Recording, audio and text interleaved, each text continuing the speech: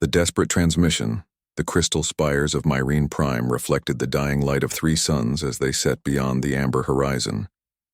High Priestess Liana stood in the observation chamber of the sacred pinnacle, watching her world burn. Smoke rose from 17 major cities where the Kralok swarm had already established their breeding grounds. The screams of her people echoed through the communication channels, growing fainter with each passing hour. She pressed her elongated fingers against the translucent wall, feeling the vibrations of distant explosions. The Myrene were a peaceful species, their entire civilization built upon the principles of harmony and spiritual enlightenment. For 3,000 years they had dedicated themselves to art, philosophy, and the pursuit of understanding the universe's deeper mysteries. They had no weapons, no military, no concept of organized violence. They had believed that beauty and wisdom would protect them. They were wrong. Guardian Torvek entered the chamber, his ceremonial robes torn and stained with the silver blood of their people. His face showed the exhaustion of someone who had not rested in days. Priestess, the southern continent has fallen. The Kraloks have consumed everything. Every building, every forest, every living creature. They leave nothing but bare rock behind. Liana closed her eyes, sending a silent prayer to the ancestors. How many survivors remain in the protected zones? 400 million in the underground sanctuaries. But the barriers are failing. The Kralok's acid secretions are eating through our strongest materials. We have perhaps 2 days before they breach the final shelters. 2 days. Liana turned to face the communication array that dominated the center of the chamber. The crystalline structure pulsed with energy, capable of sending messages across vast distances of space. For the past week, they had broadcast their plea for help on every known frequency, to every civilization within range. What responses have we received? Torvek's expression darkened. The Zentari Confederation sent a formal statement of concern. The Ophidian League offered prayers for our souls. The Galactic Mercantile Union expressed hope that we would find peace in our final hours. But no ships, Priestess, no weapons, no military aid of any kind. Liana felt her second heart, the one that beat only in moments of extreme emotion, begin to pulse in her chest. She had studied galactic politics for most of her 200 years of life. She understood why no one would help. The Kralok swarm was not a conventional military force. They were a hive mind of biological horror, consuming everything in their path to fuel their endless reproduction. They had devoured 47 civilizations over the past century. Every major power in the galaxy had adopted the same strategy: stay quiet, stay hidden, and hope the swarm would feed elsewhere. There must be someone, Liana whispered. Someone in this vast universe who values life more than their own safety. Torvek moved to stand beside her. We have exhausted all established communication channels. The only option remaining is to broadcast on the emergency frequencies used by frontier worlds and unaligned systems, civilizations we have never contacted before. Then do it. Send our message to the edges of known space. Tell them what is happening here. Tell them that 4 billion souls are about to be extinguished. Perhaps there is someone out there who still believes that innocent lives are worth fighting for. As Torvek worked at the communication array, Liana composed her thoughts. She had to make this message perfect, desperate enough to convey the urgency of their situation, but dignified enough to honor her people. She was the spiritual leader of the Myrene. Even in their final hours, she would not let them die without grace. The recording beacon activated, its light washing over her face. This is High Priestess Liana of the Myrene Communion. Our civilization faces total annihilation. The Kralok swarm has consumed 70% of our population. Our cities are destroyed. Our culture is being erased from existence. We have no military capability. We have no weapons. We have only our faith and our hope that somewhere in this galaxy, there exists a species that will stand against this darkness. Her voice remained steady despite the fear gripping her hearts. We do not ask for charity. We do not demand intervention. We simply ask that if anyone is listening, if anyone possesses the capability and the courage to help innocent beings, please respond. We are running out of time. Our children are running out of time. If there is any mercy in this universe, please help us. The message transmitted, spreading outward in all directions at the speed of light. It would reach thousands of systems, most of which would ignore it just as the major powers had. But Liana had to believe that somewhere someone would care. 23,000 light-years away, On the third planet of an unremarkable yellow star, the message arrived at Earth's Deep Space Monitoring Station Sigma-7. Lieutenant James Chen had been working the night shift for 6 months, listening to the constant chatter of galactic civilizations. Most of it was mundane. Trade negotiations, scientific exchanges, cultural broadcasts. This message was different. Chen listened to the translation software convert the alien words into English. The desperation in the alien woman's voice cut through him like a knife. He had a daughter the same age as some of the Myrene children he could hear crying in the background of the transmission. Without hesitation, he forwarded the message to Earth Defense Command headquarters. Commander Marcus Drake received the transmission 30 minutes later. He sat in his office at the newly established Outer Colonies Defense Initiative, a program created to protect humanity's expanding presence in the galaxy. At 52 years old, Drake had spent his entire career preparing for threats to Earth and its colonies. He had never expected to face a decision about intervening in an alien war. He played the message 7 times, studying every detail. The Myrene seemed to be exactly what they claimed, peaceful beings facing extinction. The Kralok swarm was well documented in Earth's intelligence files. They were a legitimate threat, not just to the Myrene but potentially to any world in their path, including, eventually, Earth. Drake called an emergency meeting of the Defense Initiative Council. Within 3 hours, 15 of humanity's top military leaders and civilian advisors sat around the conference table, their faces illuminated by holographic displays showing the Myrene crisis. Admiral Rebecca Torres spoke first. "We barely know anything about these Myrene. Getting involved could trigger diplomatic incidents with multiple galactic powers. We know they are dying," countered General Ahmed Hassan. "We know they have committed no crimes. We know they are begging for help that no one else will provide." Dr. Sarah Williams, the civilian advisor for xenological affairs, pulled up data on her tablet. "The Kralok swarm operates on a hive mind principle. If they successfully consume the Myrene civilization, they will grow stronger, reproduce faster, and move on to the next target. Allowing them to continue unchecked is a threat to everyone, including Earth." The debate continued for 2 hours. Some argued that humanity was too new to galactic affairs to risk making enemies. Others insisted that Earth's moral obligation outweighed political concerns. Finally, Commander Drake stood and addressed the room. "I enlisted in the military because I believed in protecting those who could not protect themselves, not just humans, but the principle itself. We have spent decades building our defense capabilities. We have ships, weapons, and trained personnel specifically designed to respond to threats. If we have the power to help and we choose to do nothing, then we are complicit in the deaths of 4 billion innocent beings." The room fell silent. Drake continued, "I am not ordering anyone to agree with me, but I am going to recommend to Earth's government that we respond to this distress call. I believe it is the right thing to do. More than that, I believe it is who we are as a species. We do not stand by and watch innocent people die when we have the power to act." The vote was taken. 12 members supported intervention. 3 opposed. The recommendation went to Earth's unified government, and after 6 more hours of debate at the highest levels, the decision was made. Humanity would answer the call. Drake immediately activated the Shadow Division, Earth's experimental rapid response fleet. 12 ships built with the latest human technology, adaptive stealth systems, electronic warfare capabilities, and weapons designed for asymmetric combat. They were not the largest ships in the galaxy, but they incorporated centuries of human military experience in guerrilla warfare, naval combat, and tactical innovation. Captain Elena Vasquez commanded the lead ship, the UESS Nightfall. She had served in 3 colonial defense operations and was known for her unconventional tactical thinking. When Drake briefed her on the mission, she asked only one question: "How bad is the situation?" "As bad as it gets," Drake replied. "We might already be too late." "Then we had better move fast," Vasquez said, her dark eyes reflecting the determination that had earned her command of humanity's most advanced warship. The Shadow Division prepared for departure. Drake stood in the operations center, watching the ships power up their experimental fold space drives. This technology was untested at these distances. They would be traveling farther from Earth than any human had gone before, to fight a battle in a war that was not theirs, for people they had never met. Drake thought about the High Priestess's voice in that transmission. He thought about his own granddaughter safe on Earth.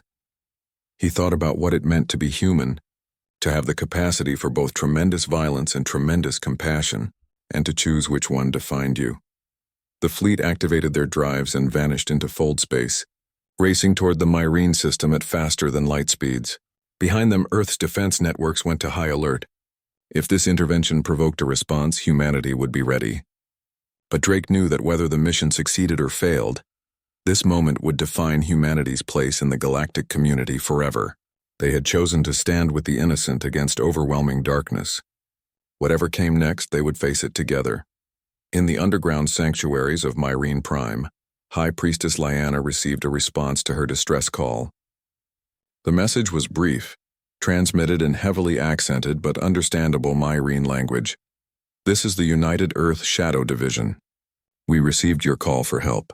We are coming. Hold on. Lyanna read the message 3 times before allowing herself to believe it. Someone had answered. Someone was coming. She gathered her people and shared the news, watching hope replace despair on their faces for the first time in weeks. The Myrene did not know what humans were, or why they would risk themselves for strangers. But in their darkest hour, they clung to this single thread of hope. Above the planet, the Kraloks continued their relentless advance, unaware that they were about to encounter a species unlike any they had faced before. A species that had spent its entire history perfecting the art of war, waiting for a cause worth fighting for. The swarm was about to learn that humanity did not fight like the peaceful civilizations they usually devoured.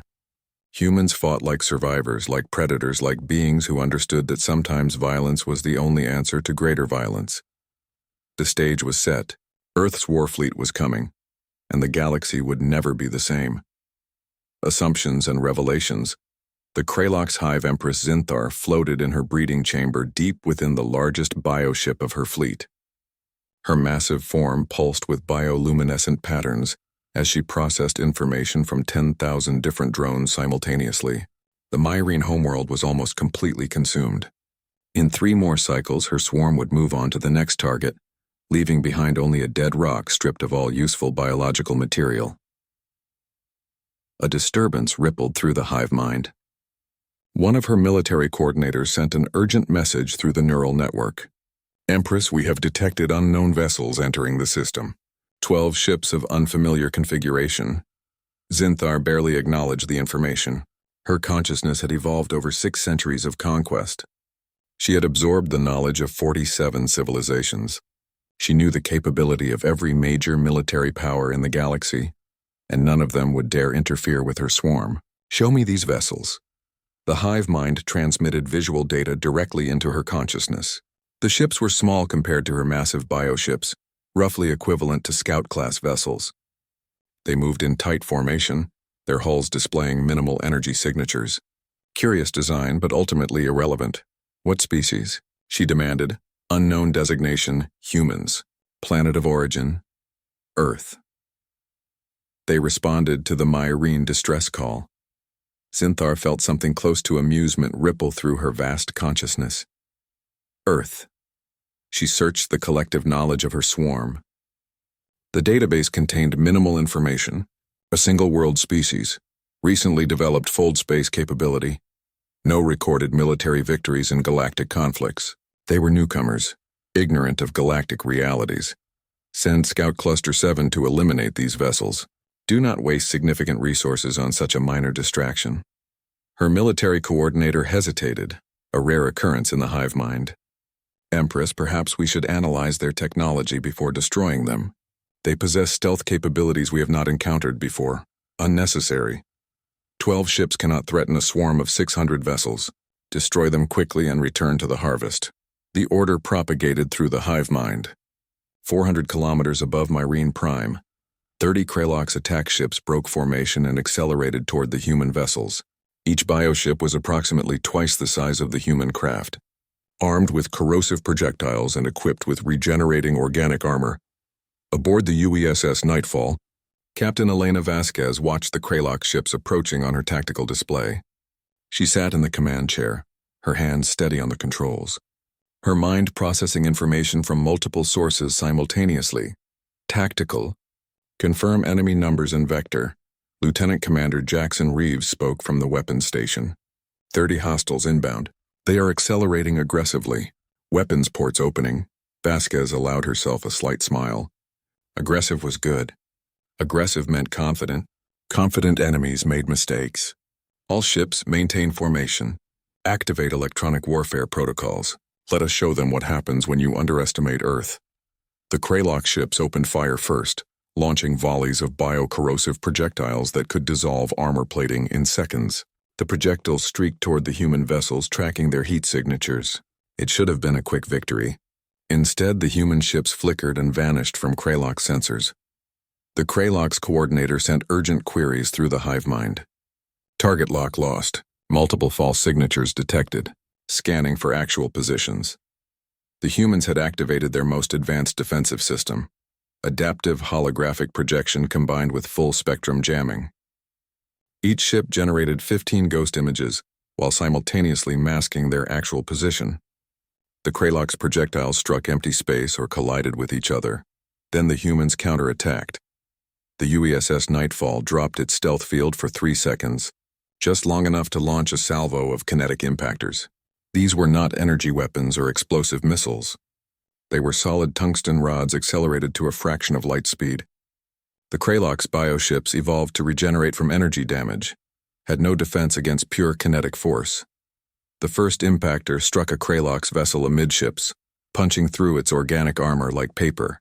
The bioship split in half, its internal fluids vaporizing from the impact energy. Before the swarm could react, 15 more impactors found their targets. 8 Kralock ships were destroyed in the opening exchange. Aboard the bioship cluster, the Kralock's drones experienced something they had rarely felt: confusion. Their hive mind, optimized for coordinating mass attacks against static targets, struggled to track vessels that could appear and disappear at will. They fired blindly, wasting ammunition on ghost images while the real threats maneuvered around them. Vasquez watched the tactical display with satisfaction. Reeves, deploy electronic warfare package 2. Let us see how their hive mind handles signal corruption. The human ships released specialized drones that transmitted on the exact frequencies the Kralocks used for neural communication. The drones emitted random patterns, white noise designed to disrupt coordination. Individual Kralock's vessels suddenly found themselves receiving conflicting orders from multiple sources. Some vessels continued attacking. Others broke formation. Several collided with each other in the confusion. This was what humans had learned from centuries of warfare. The enemy's strengths could become weaknesses. The Kralock's hive mind was incredibly efficient when functioning properly, but introduced signal disruption, and it became a liability. Individual drones had limited independent decision-making capability. The human fleet split into 3 groups, executing a maneuver impossible for hive mind-controlled vessels. They flanked the remaining Kralock ships, maintaining constant movement while targeting command nodes with precision strikes. Within 7 minutes of the engagement starting, all 30 Kralock ships were destroyed or disabled. Deep in her breeding chamber, Empress Zinthar received the battle report through the hive mind. Impossible. The humans had not just won, they had won decisively without losing a single vessel. She extended her consciousness fully into the military coordination network, replaying the battle from multiple perspectives.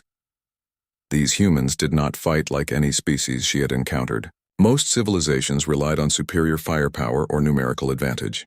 The humans used deception, electronic warfare, and tactical flexibility. They fought like something from her ancestral memories. Before the swarm had evolved intelligence, they fought like predators. Send Battle Group 3, 500 vessels. Overwhelm them with numbers. But even as the order went out, Zinthar felt uncertainty creeping through her vast consciousness. She reviewed Earth's limited file again, searching for information she had missed. Single-planet species. Recently developed full drive. No recorded military victories. No recorded victories because no one had bothered to record them. Because they were new to the galactic community. But how did a species develop such sophisticated military tactics? What kind of world produced warriors this capable? On the surface of Myrene Prime, High Priestess Lyanna watched the battle through long-range sensors. The technicians in the sanctuary's control center were shouting with excitement, barely believing what they were seeing. The humans had arrived and immediately engaged the Kraloks with tactics the Myrene had never imagined possible. Guardian Torvik stood beside her, his eyes wide with wonder. Priestess, they are fighting the swarm. Actually fighting them and winning. Liana felt both of her hearts beating rapidly. She had prayed for help, but part of her had expected the humans to assess the situation and withdraw. Instead, they had attacked immediately without hesitation, without demands for payment or political concessions. They had simply arrived and started fighting to protect strangers. Contact the human commander. I need to speak with them. The communication channel opened and Captain Vasquez's face appeared on the display. She looked younger than Liana had expected, but her eyes showed the wisdom of combat experience. The human woman spoke in rough but understandable Myrene. High Priestess Liana, I am Captain Elena Vasquez of Earth's Shadow Division. We are here to help. Liana bowed deeply, a gesture of profound respect in Myrene culture. Captain Vasquez, you have given us hope when we had none, but you must understand what you face. The Kraloks are not conventional warriors. They are a hive mind numbering in the hundreds of thousands. They do not surrender. They do not retreat. They consume everything. Vasquez's expression did not change. We know what they are. We read your files on them during the journey here. They are a swarm intelligence adapted for overwhelming peaceful civilizations. But humans are not peaceful, Priestess. We have been fighting wars since before we discovered fire. The Kraloks may have numbers, but we have something they do not have. What is that? 5,000 years of experience in killing things that try to kill us. Before Liana could respond, alarms sounded throughout the sanctuary. The technicians reported massive Kraloks movement in orbit. The Empress was sending her main battle fleet, 500 bioships accelerating toward the human vessels. Vasquez glanced at something off-screen, then looked back at Liana. We are going to need your help, Priestess. Do your people have any vessels capable of combat? We are not warriors, Captain. We have orbital transports and survey ships, but no weapons. Then we will make weapons. War is not about the tools you have. It is about the will to use what you have against those who threaten your survival. Gather every ship you can. Load them with your heaviest materials. Rocks, metal, anything dense. When I give the signal, I need you to launch everything at the Kraloks fleet. You do not need to aim. You just need to create chaos. Liana understood immediately. The humans were not just fighting a battle. They were teaching the Myrene to fight for themselves. She issued orders through the sanctuary network. Within minutes, 200 Myrene ships began loading cargo holds with debris, asteroids, and compressed ore. Above the planet, the Kraloks fleet arrived in overwhelming force. 500 bioships, each one a living weapon evolved over centuries of conquest. They spread out in a massive sphere, preparing to surround and crush the tiny human fleet. Captain Vasquez studied the formation, noting the gaps, the predictable patterns of hive mind coordination. She smiled. All ships execute Custer protocol. Make them think they are winning, then show them what Earth really brought to this fight. The human vessels powered down their weapons and began retreating toward the planet's atmosphere. The Kralok swarm, interpreting this as defeat, accelerated to cut off their escape. 500 ships moved with perfect synchronization, tightening the sphere, closing the trap. Commander Drake, monitoring the battle from Earth, sent a message through the fold space communication relay. Vasquez, you are cutting this very close. That is what makes it work, sir, Vasquez replied calmly. The enemy needs to believe they have already won. The Kralok's fleet closed to optimal firing range. The Empress prepared to give the order to fire, and that is when Vasquez sprung the trap. Now, Priestess, launch everything. 200 Myrene ships released their cargo simultaneously. Thousands of tons of rock and metal flew in every direction, creating a storm of debris between the Kralok's fleet and the planet. The hive mind, focused on coordinating the attack on the human ships, did not react in time. Vasquez's voice cut across all channels. All ships, active systems full power. Light them up. The human vessels had never actually powered down. They had merely masked their signatures. Now they revealed their full capabilities. Advanced railguns emerged from concealed ports. Missile batteries activated, but most devastating were the directed energy weapons that Earth scientists had developed specifically for ship-to-ship combat. The human ships did not fire at the Kralok's vessels. They fired at the debris field, vaporizing thousands of rocks into superheated plasma. The resulting shockwave disrupted Kralok sensors across the fleet. In the confusion, The humans executed surgical strikes against command nodes and coordination vessels. Within 10 minutes, the Kralox fleet was in disarray. Individual bioships fired on each other, unable to distinguish friend from foe through the interference. The hive mind fragmented into dozens of isolated groups, each operating independently and often contradicting each other's actions. Empress Zinthar felt her consciousness reeling from the feedback. This was impossible. Her swarm had conquered 47 civilizations. She had absorbed the military knowledge of countless species. But these humans fought with a sophistication that defied her understanding. She finally understood the truth. Earth was not a peaceful world that had recently developed space travel. Earth was a world of warriors that had recently gained the capability to bring their warfare to the stars. And they had brought with them every hard-learned lesson from a planet where survival required constant adaptation. The Empress made a decision she had not made in 6 centuries. Retreat, fall back to the outer system. We will return with reinforcements. As the Kralox fleet began its withdrawal, Vasquez allowed herself to breathe.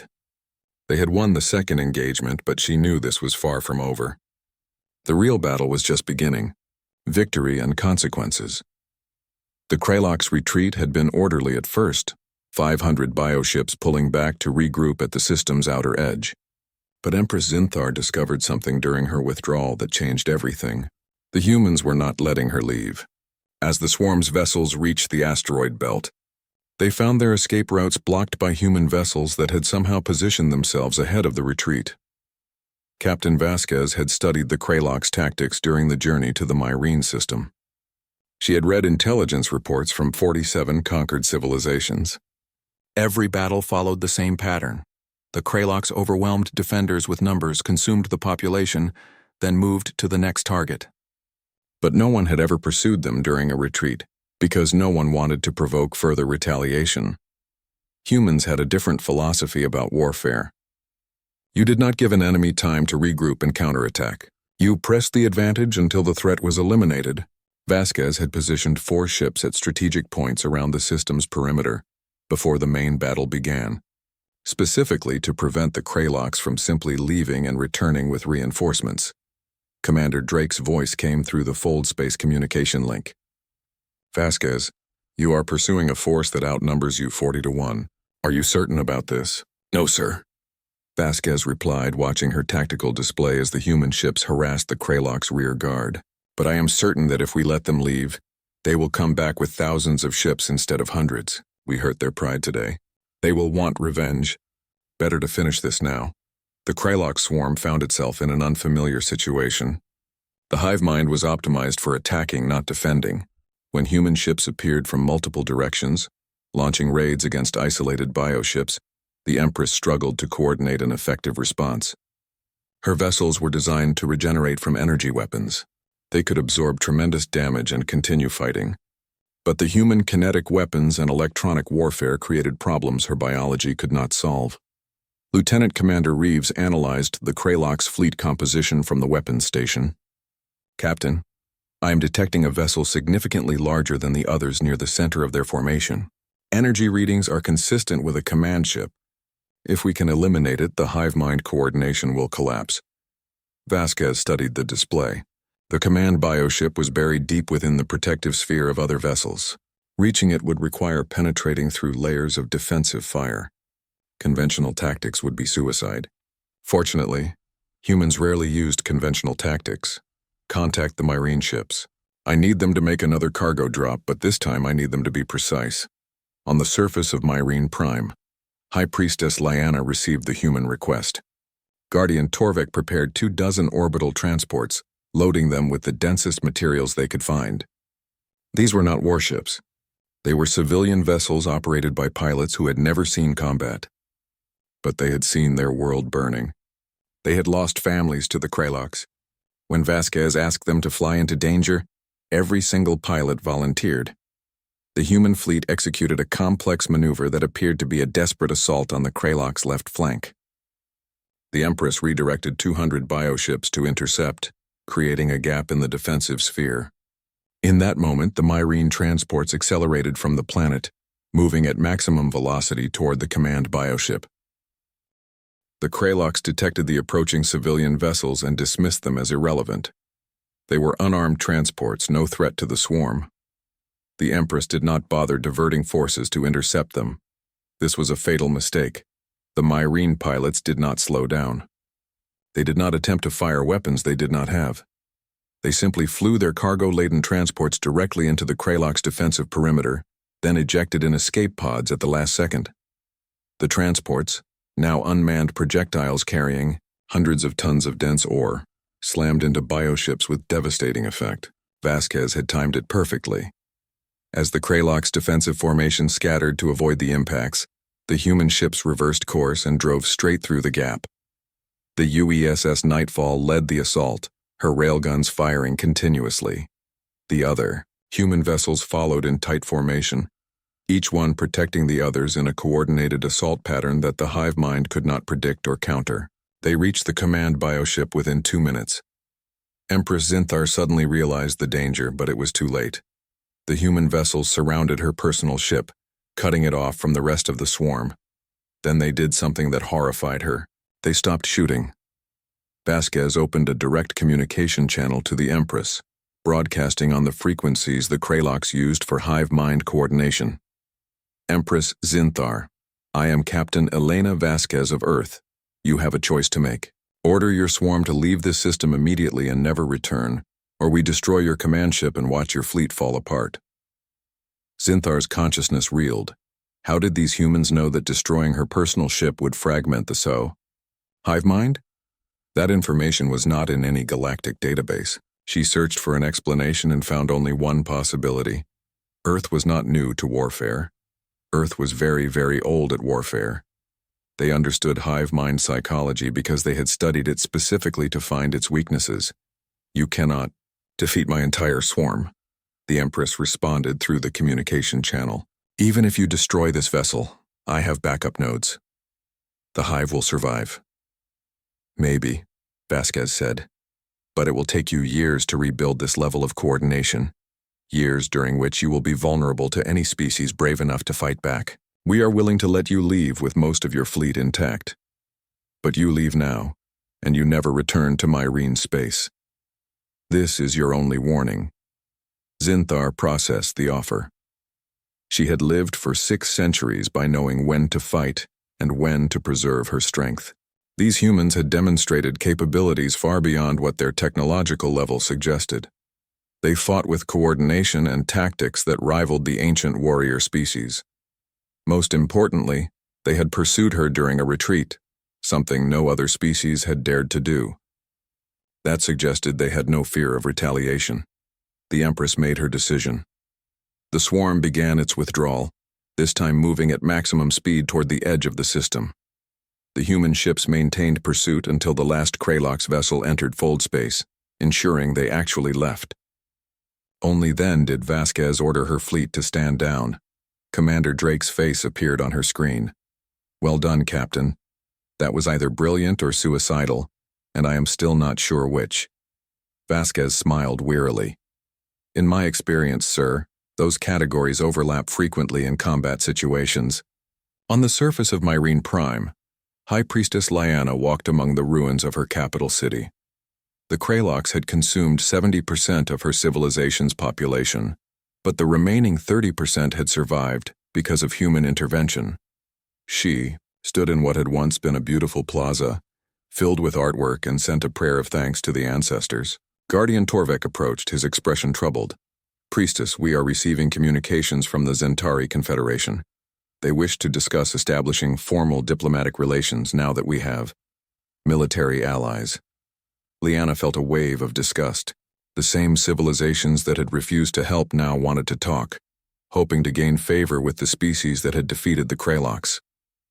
Where were these offers of friendship when our children were dying? Captain Vasquez's ship descended from orbit, landing near the ruins of the sacred pinnacle. When the captain emerged, Lyanna met her personally. The two leaders stood facing each other, representatives of completely different evolutionary paths who had found common cause. Captain Vasquez, Lyanna began, my people owe you a debt we can never repay. You came when no one else would. You fought for strangers. You saved our civilization from extinction. Why? Vasquez looked at the devastated city, then back at the priestess. On Earth, we have a saying, the only thing necessary for evil to triumph is for good people to do nothing. Your people were innocent. You were dying. We had the capability to help. It was not a complicated decision, really, but you risked your lives, your ships, your people's safety. What if you had lost? What if the Kraloks had destroyed your fleet? Vasquez smiled. Then we would have lost fighting for something that mattered. There are worse ways to die, priestess. Liana felt her second heart pulse with emotion. She understood now why humanity had been so effective against the Kraloks. It was not just their technology or their tactics. It was their fundamental nature. They were a species that had evolved in constant conflict, but instead of becoming cruel or callous, they had developed a fierce protective instinct for those who could not protect themselves. My people wish to formally ally with Earth, Liana said. We have much to offer. Our scientific knowledge, our philosophical insights, our agricultural technology. We may not be warriors, but we can support those who fight in our name. We would be honored, Vasquez replied. Earth is new to the galactic community. We can use friends who share our values. The two leaders clasped hands, forging an alliance that would reshape galactic politics for generations to come. 3 months later, Commander Marcus Drake stood before the Galactic Security Council. Earth had been invited to present its case for inclusion in the Council's deliberations. The same civilizations that had ignored the Myrene distress call now wanted to understand the species that had defeated the Kraloks. Drake did not speak diplomatically. He spoke bluntly, the way warriors speak to those they do not respect. The Myrene called for help, and no one answered. 4 billion innocent beings faced extinction, and the galactic powers offered prayers instead of ships. Earth answered because we have learned something in our history that perhaps others have forgotten. Power without the courage to use it in defense of the innocent is worthless. The Zentari representative stood, his expression indignant. You are new to galactic affairs. You do not understand the complexities of interstellar politics. The Kraloks are dangerous. Intervening against them could have provoked a larger conflict. Drake fixed him with a cold stare. The Kraloks are dangerous to those who do not fight back. They are predators who feed on weakness and fear. We showed them that not everyone in this galaxy is weak. Not everyone is afraid. Some of us are willing to stand and fight when others will not. The council chamber erupted in debate. Some civilizations supported Earth's actions. Others condemned them as reckless. But Drake noticed something important. The species that had been on the Kraloks' list of future targets suddenly looked at humanity with new interest. They were no longer seeing a primitive single-planet species. They were seeing potential allies with proven military capabilities. Over the following year, 17 civilizations signed mutual defense pacts with Earth. The Myrene shared their agricultural technology, helping to feed Earth's expanding colonies. In return, human military advisors taught other species about unconventional warfare, electronic warfare, and asymmetric tactics. The balance of power in the galaxy began shifting. The Kralok swarm, for the first time in their history, found themselves facing organized resistance. Species that had previously hidden now fought back, using tactics learned from human instructors. The Empress lost 3 more engagements over the next 2 years, each time against forces using human-style warfare. The age of unchallenged Kralok's expansion was over. On Earth, Commander Drake watched the reports coming in from across the galaxy. Humanity had taken its first steps into a larger universe and had proven something important. They had shown that courage and tactical innovation could overcome numerical superiority. They had demonstrated that the right thing to do was often worth doing, regardless of political convenience. Captain Vasquez received a promotion to Admiral and took command of Earth's expanding galactic response fleet. She trained a new generation of officers in the philosophy that had saved the Myrene.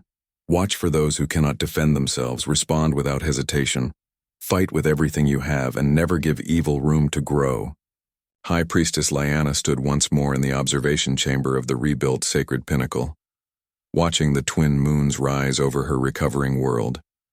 Her people would never forget what they had lost, but they would also never forget what they had gained.